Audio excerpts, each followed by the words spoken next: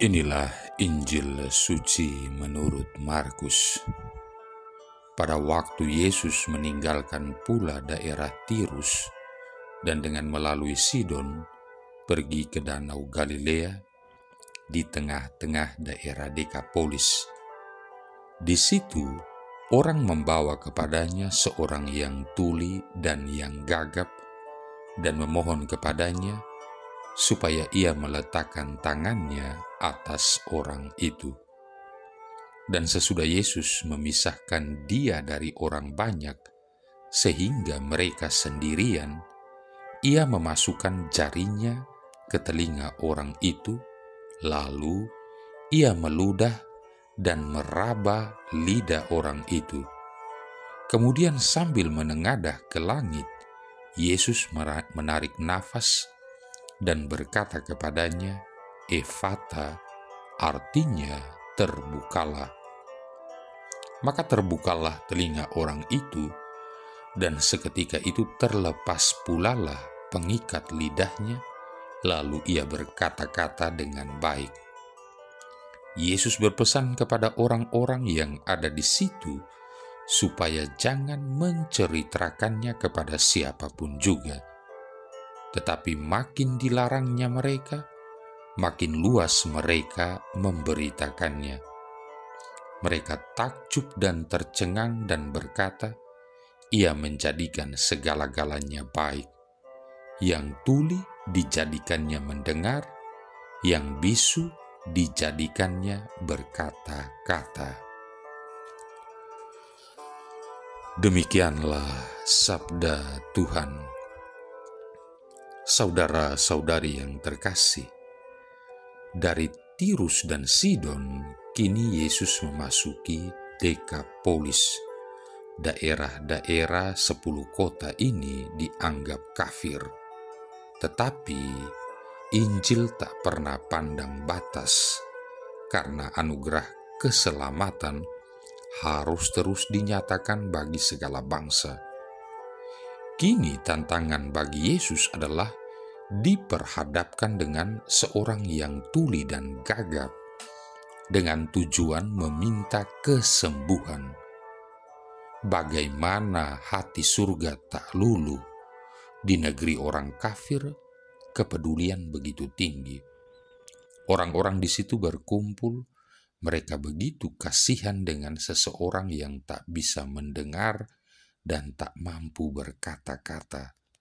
Dunia orang ini hanya dunia penglihatan. Ia berbicara dengan hati dan mendengar dengan hati. Kalau ada orang yang peduli terhadap sesamanya, bagaimana mungkin surga tak membuka kemurahan hatinya? Perhatikan cara Yesus menyembuhkan orang ini. Yang pertama, orang ini dipisahkan dari orang banyak. Ini tindakan biasa. Ini tanda surga begitu serius mengurus orang ini. Bukankah selama ini ia begitu sepi? Sebab dunianya adalah dunia gerakan tanpa suara, dan kata-katanya hanyalah sorotan mata penuh kesepian. Orang ini butuh perhatian lebih. Pandangan matanya berhadapan dengan pandangan mata surga, supaya pandangan yang tanpa harapan kini dapat melihat jauh ke masa depan, melihat setitik harapan dari kemurahan Allah. Surga memperhatikan orang ini. Ia dianggap begitu istimewa, seolah ada undangan, marilah dan nikmati sukacita surgawi. Hanya ada dirimu dan aku, hanya ada duniamu dan surga. Yang kedua, Yesus memasukkan jari ke telinga orang itu. Surga tahu orang ini tak hanya butuh perhatian, sebab terlalu banyak kata dan doa pengasihan. Orang ini membutuhkan sentuhan. Betapa kuatnya sebuah sentuhan. Seorang dokter yang datang dan menjamah bagian yang sakit dari pasien akan terasa begitu istimewa dibanding dengan resep yang dibuat. Sebab sentuhan itu memberi kekuatan kepada pasien betapa dokter itu sangat serius menangani sakitnya sehingga orang itu punya semangat hidup. Sentuhan selalu memiliki arti yang dalam dan sentuhan Yesus bukan sentuhan biasa. Yesus menyentuh lubang telinga orang itu. Yesus mencari lorong yang gelap yang mengakibatkan penderitaan orang ini. Kelak kita akan mengerti, lorong gelap itu pernah mengurung Yang Maha Kuasa selama 3 hari, lalu kegelapan itu hancur karena Yang Maha Kuasa menggulingkan batu penderitaan itu. Yang ketiga, Yesus meludah dan meraba lidah orang itu. Bukankah sentuhan air sangat penting? Sebab lidah orang ini kaku, kelihatan basah, tetapi sesungguhnya kering. Lidahnya berubah menjadi beban yang menampung kata-kata yang tak pernah bisa dilontarkan. Orang ini butuh sentuhan yang memberi kehidupan. Orang ini dahaga dan kering. Ia butuh air, bukan air biasa, bukan air yang memberi kepuasan sementara. Ia butuh air hidup yang datang dari Yesus sendiri. Yang keempat, Yesus menengadah ke langit, menghela nafas, dan berseru, "Efata, terbukalah." Yesus mengajak surga melihat identitas orang ini. Ia memang jauh dari surga, tapi bukankah ia juga adalah buah karya Tuhan? Ia perlu diberi nafas yang baru, semangat dan kehidupan yang baru. Lalu Yesus berseru, "Efata, terbukalah."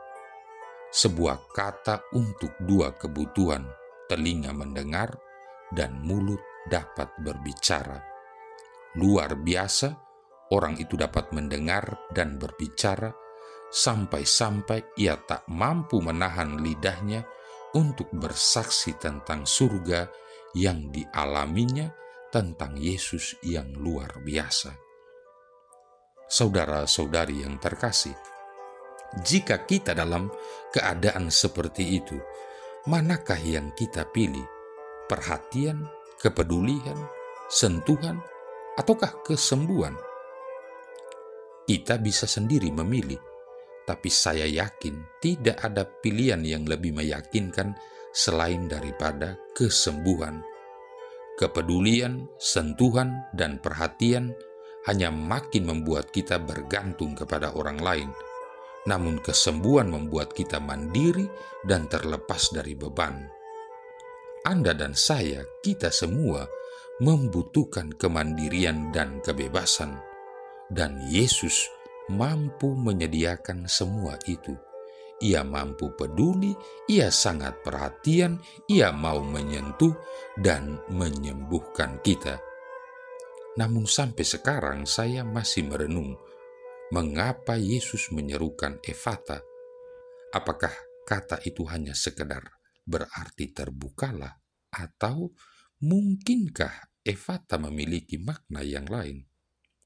Yang pertama, bukankah Efata itu sebuah ajakan surga bahwa surga terbuka untuk segala bangsa?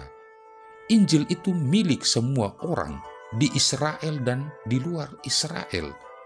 Injil tidak dihidangkan bagi mereka yang suka menutup telinga terhadap orang lain. Injil bukanlah kata-kata kosong untuk orang-orang tertentu.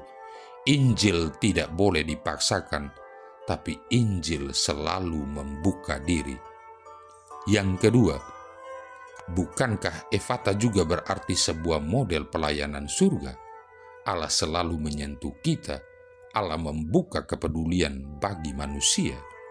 Manusia yang dulu dipisahkan, diasingkan, dianggap tidak ada, kini ada baru, berarti dan berharga. Yang ketiga, Efata berarti Allah membuka jalan. Bagi manusia tak ada jalan, bagi Allah tiada yang mustahil.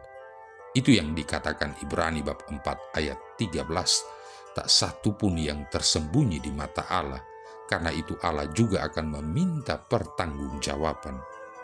Yang keempat, Efata berarti Allah melepaskan dan menyembuhkan. Beban manusia tidak menjadi bebannya sendiri.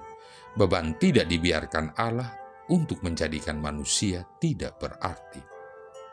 Yang kelima, Efata berarti membuka hati manusia, membuka mata, telinga, dan bahasa manusia agar terus bersaksi tentang kebesaran Tuhan. Kalau begitu, kita semua, Anda dan saya, tidak sekedar membutuhkan kesembuhan, kita butuh sentuhan Allah, kita butuh perhatian Allah, kita butuh Allah membuka jalan, kita membutuhkan Allah bernaung di dalam hati kita. Untuk apa sembuh namun tidak diselamatkan? Saya tertarik dengan sebuah tulisan tentang sakit demikian. Kalaupun sakit tidak bisa disembuhkan, kita harus mengubah doa kita. Ya Bapa, kuduskanlah sakit ini. Sebab apa? Untuk apa sembuh namun kita kehilangan Yesus? Untuk apa kita takut terhadap tubuh, daging, tulang yang akan lenyap ini? Sebab kita membutuhkan keselamatan jiwa. Kita butuh Efata, terbukalah. Otak kita terbuka, mata kita terbuka, telinga kita terbuka, mulut kita terbuka, hati kita terbuka. Kita dilepaskan dari cengkeraman dunia yang mematikan, dan semua itu disiapkan oleh Yesus.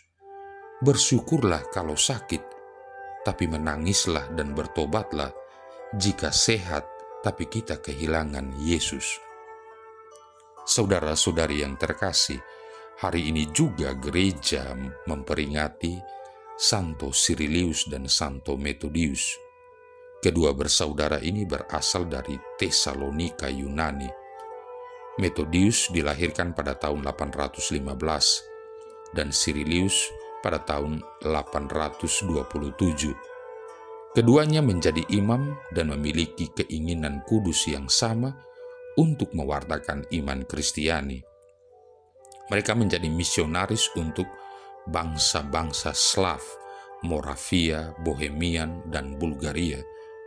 Pada tahun 862, hanya 7 tahun sebelum Santo Cyrilius wafat, Pangeran Moravia memohon agar para misionaris diutus ke negaranya untuk mewartakan kabar gembira Yesus dan gerejanya.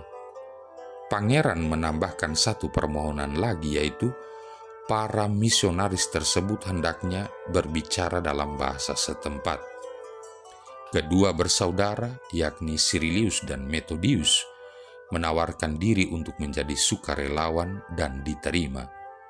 Mereka tahu bahwa mereka akan diminta untuk meninggalkan negeri mereka sendiri, bahasa serta kebudayaan mereka, demi cinta kepada Yesus.